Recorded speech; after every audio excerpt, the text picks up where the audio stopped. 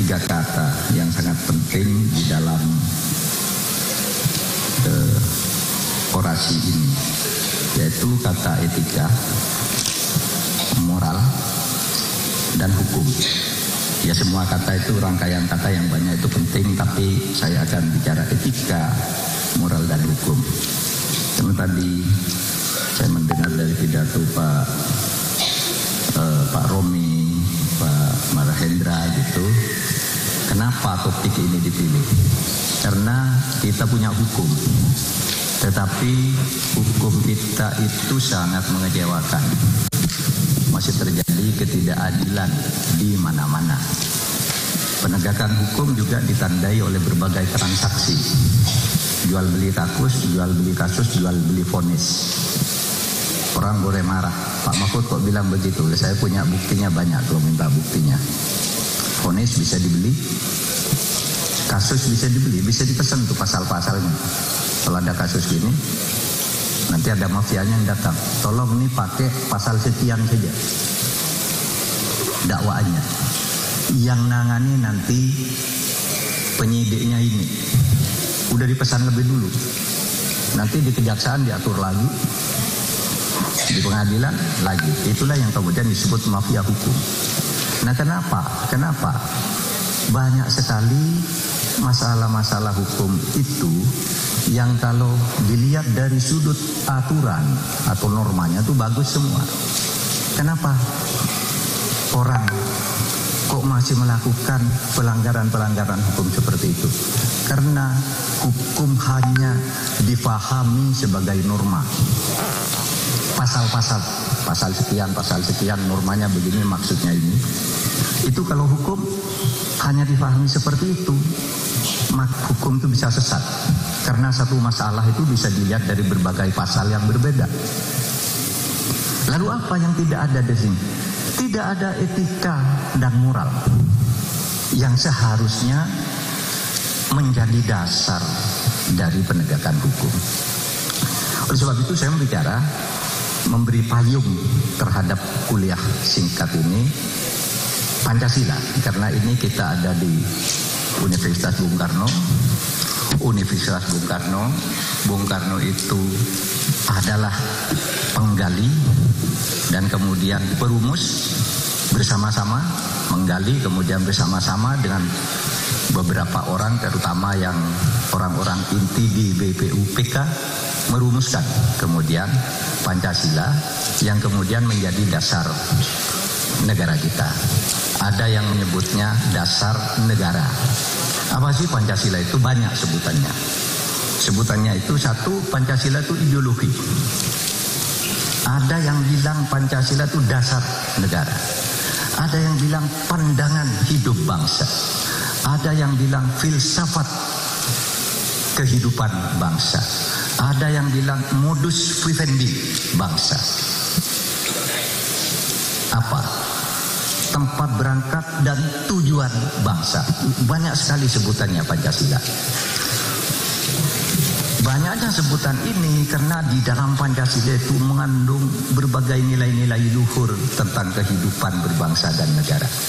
Nah, ketika Pancasila itu disebut sebagai dasar negara, ketika Pancasila itu disebut dasar negara, maka yang lahir adalah aturan hukum. Ya, Pancasila sebagai dasar negara itu yang lahir adalah aturan hukum. Tapi kalau Pancasila selain dasar negara, itu tadi Pancasila pandangan hidup, Pancasila filsafat, Pancasila pedoman kebersamaan, Pancasila kesepakatan, itu yang lahir etika, bukan hukum. Jadi hukum itu, saudara, hanya lahir dari Pancasila sebagai dasar negara, sehingga di situ Pancasila lalu disebut sebagai sumber dari segala sumber hukum. Nah, dari Pancasila sebagai sumber dari segala sumber hukum itu lahir Undang-Undang Dasar. Itu hukum yang tertinggi. Lalu undang-undang, kalau sekarang Perpu, peraturan pemerintah, peraturan presiden, peraturan menteri, sampai ke peraturan daerah. Itu hukum. Nah, di luar hukum itu banyak sekali nilai-nilai Pancasila itu yang belum menjadi hukum. itulah yang menjadi dasar etik dan moral.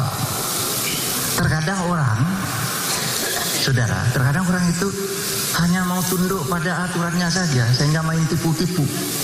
Dia tidak punya moral.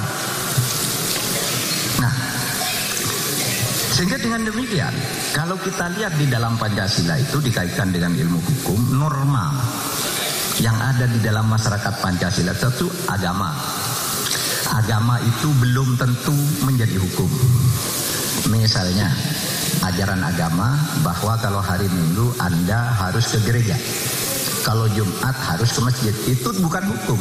Oleh sebab itu orang melanggar norma agama tidak bisa dihukum, karena itu hanya kesadaran moral. Kesusilaan,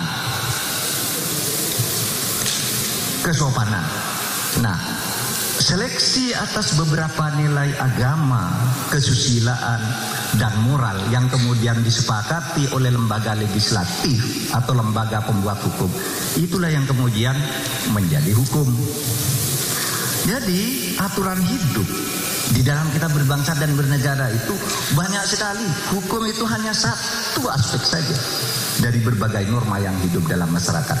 Cilakanya banyak orang melanggar norma agama, norma kesusilaan, norma kesopanan. Itu tenang-tenang saja karena tidak ada aparat negara yang bisa menghukum dia.